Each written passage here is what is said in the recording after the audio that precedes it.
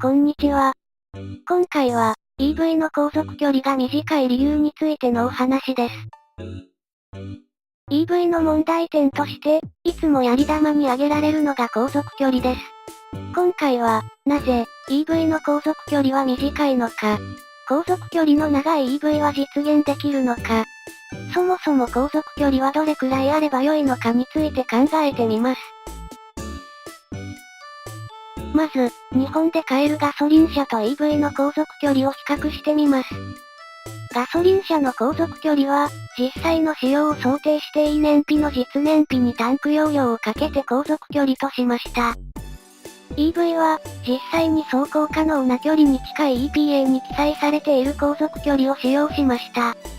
まず、ガソリン車の航続距離は、少なくとも 400km 以上あることがわかります。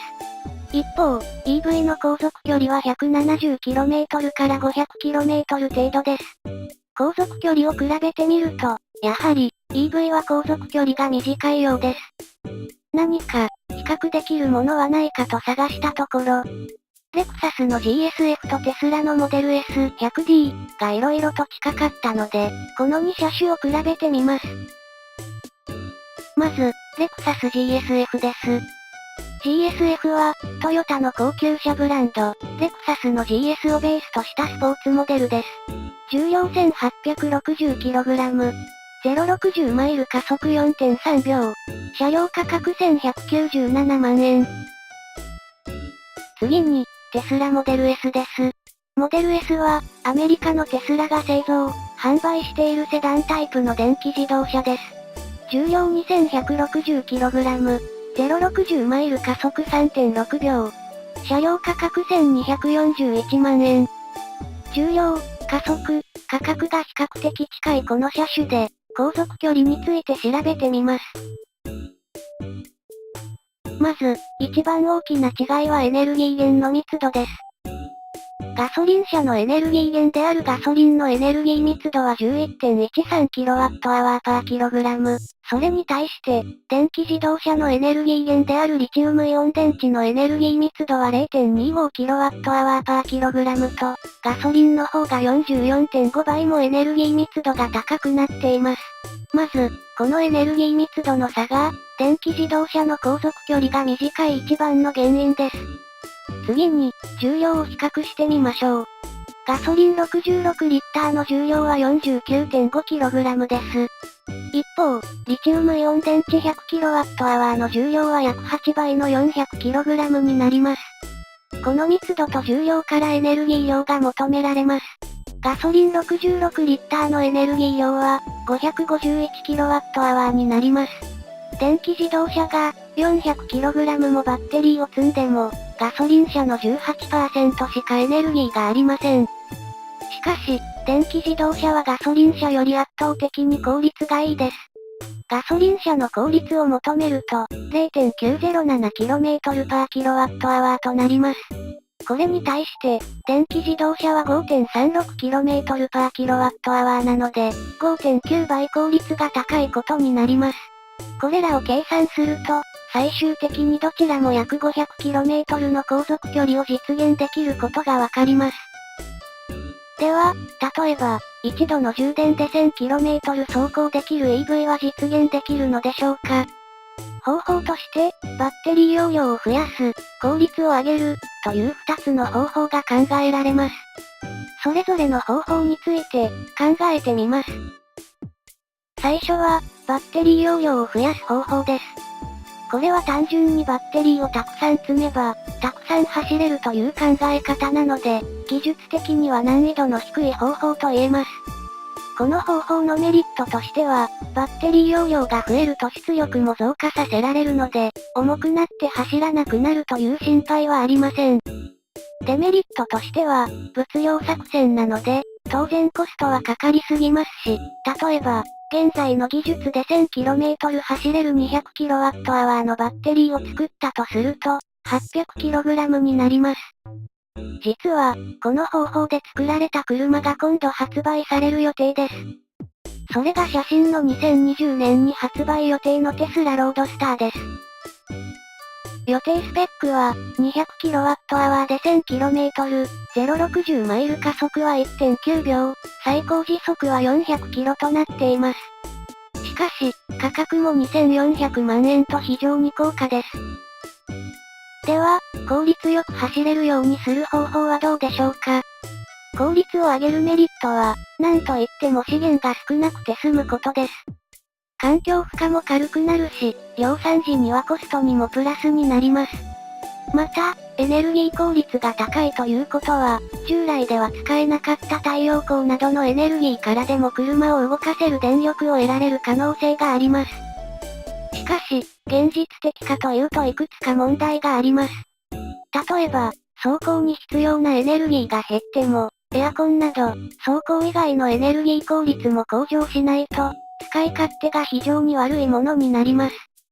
仮に、ソーラーカーのような航続距離が実質無限の車が発売されたとして、日常生活で使えるかというと、実用性は厳しいでしょう。そもそも、航続距離はどのくらい必要なのでしょうか。最初に気をつけなければいけないのは、ガソリン車と EV では運用方法が違うため、求められる性能も異なる点です。ガソリン車が給油するためには、ガソリンスタンドに行かなければなりません。この時、ガソリンスタンドまで片道15分かかるとすると、1回の給油に40から50分かかることになります。ガソリン車はこの面倒な作業を行わなければならないため、回数を減らすために長い航続距離が必要になります。一方、電気自動車は自宅で充電することが基本になります。自宅に充電器を設置しておけば、充電はケーブルをつなぐだけなので、10秒程度です。遠出以外の日常的な使用では、航続距離はあまり必要ありません。現在の EV で長距離走行をする状況を考えてみましょう。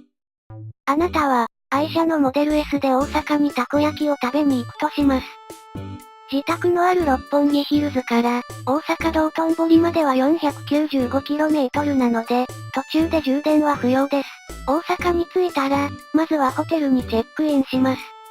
この時、目的地充電、デスティネーションチャージ、に対応しているホテルであれば、ホテルの駐車場にある充電器で駐車中に充電が行えます。車をホテルに停め、道頓堀でたこ焼きを満喫し、ホテルで一泊します。翌日、駐車場で満充電になったモデル S に乗って自宅へ帰ります。このような場合、ガソリン車であればほぼ確実に途中で給油が必要ですが、ホテルで充電できることで実質充電時間がゼロになります。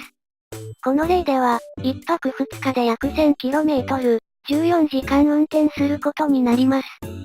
ウプ主は1000円高速の頃に、1泊2日で 1300km を走破したことがありますが、はっきり言ってこんなことをする人はあまりいません。500km の航続距離というのは、ほとんどの人にとってオーバースペックと言えます。では、航続距離が伸びるメリットとしてどんなことが考えられるでしょうか。航続距離が伸びる一番のメリットは、なんといっても電欠の心配が少なくなることです。よく、例えとして挙げられるのが、吹雪で立ち往生した際、航続距離が短いと命に関わるというものです。これは不測の事態に対する、保険と言えます。次が冷暖房など走行以外に使用するエネルギーに対する余裕です。これまで見てきたように EV はエネルギー効率が高いため、走行に使うエネルギーはガソリン車に比べて少なくなります。しかし、それ以外はガソリン車と変わらないため、特に鉄とガラスでできた車では、冷暖房の負荷が相対的に大きくなります。航続距離に余裕があれば、エネルギーを無駄遣いして航続距離が短くなっても制約を受けにくくなります。なぜ自動車メーカーが、断熱対策を行わないのか疑問ですが、おそらくガソリン車では、エネルギーはいくらでも得られるので、断熱するより強力な空調をつける方が簡単だったのでしょう。ここは EV で今後改善してほしい点です。次は、長距離移動時の充電回数を減らせる点です。先ほどの例では、一度の充電で走り切れる距離でしたが、リーフなら最低でも2回は途中で充電する必要があります。充電にはどうしても時間がかかるので、充電スケジュールを考える手間がかかります。航続距離が長ければ、計画なしで出かけても近くの充電場所を探す余裕ができます。最後が、バッテリーの負担が減り、寿命が伸びる点です。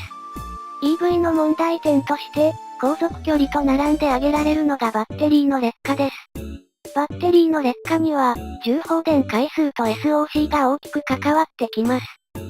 SOC、ステートオブチャージは、充電率のことです。